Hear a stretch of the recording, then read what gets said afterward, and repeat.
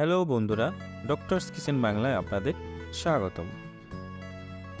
এখন বর্ষাকাল, আর এই বর্ষার মৌসুমে বাংলাদেশের গ্রাম অঞ্চলে অনেক তাল পাওয়া যায়, আর এখন তালগুলো পেকে গেছে।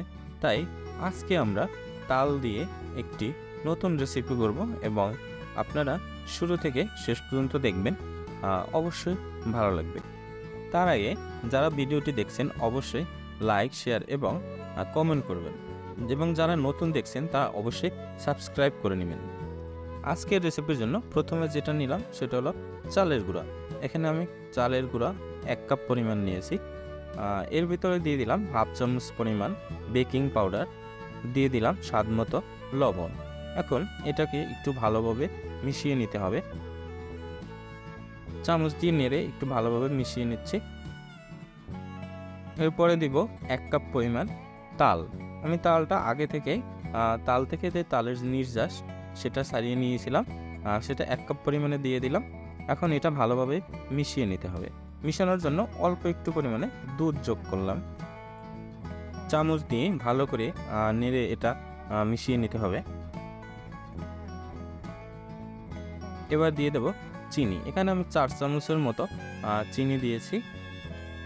চিনি দেওয়ার পরে চামচ দিয়ে ভালোভাবে অনবরত নাড়তে হবে, চিনিটা যাতে ব্যাটারের সাথে ভালোভাবে মিশে যায়। চিনিটা যতক্ষণ ভালোভাবে না মিশে যাবে ততক্ষণ এটা ভালোভাবে নাড়তে হবে।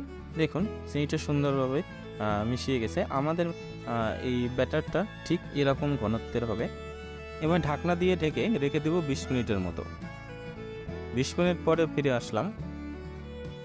এখন হাত দিয়ে একটু মাখিয়ে নিব।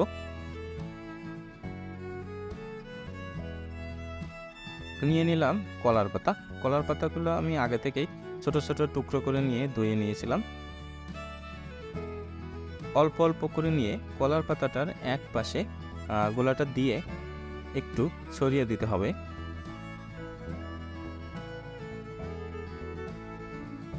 ছড়িয়ে দিয়েছি। এবার কলার পাতার অন্য পাশটা ভাঁজ করে পিঠাটার উপরে দিয়ে একটু আলতো করে চাপ দিয়ে তৈরি করে নেব। এভাবে অল্প অল্প নিয়ে সবগুলো বানিয়ে নেব। তাল একটি মৌসুমি ফল এবং এটার অনেক পুষ্টিগুণ রয়েছে। তালে রয়েছে অনেক ক্যালসিয়াম এবং ফসফরাস, যেটা দাঁত ও হাড়ের ক্ষয় প্রতিরোধে অনেক সাহায্য করে। তালে এছাড়াও অ্যান্টিঅক্সিডেন্ট রয়েছে, ভিটামিন বি রয়েছে, যেগুলো আমাদের অনেক সাহায্য করে। তাই শরীরের জন্য আপনি তাল খেতে পারেন এবং তালের এভাবে বিভিন্ন রেসিপি তৈরি করেও খেতে পারেন। এবার চুলায় এসে আমরা পিঠাগুলো এভাবে দিয়ে দেব।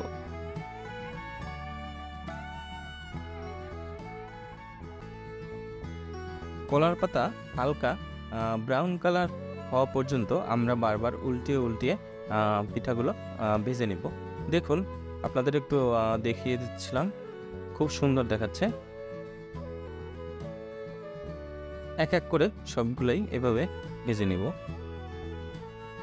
আপনি চাইলে মাঝে একটু পাতা উল্টিয়ে দেখতে পারেন যে ভিতরটা সেদ্ধ হয়েছে কিনা।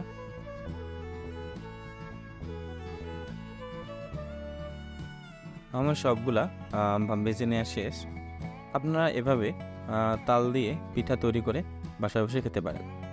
দেখুন কি সুন্দর নরম এবং তুলতুলে হয়েছে, এবং এটা খেতেও লাগবে বেশ। আমি এখানে কলার পাতাগুলো ছাড়িয়ে প্রেজেন্টেশনের জন্য খুব সুন্দরভাবে সাজিয়ে দিয়েছি।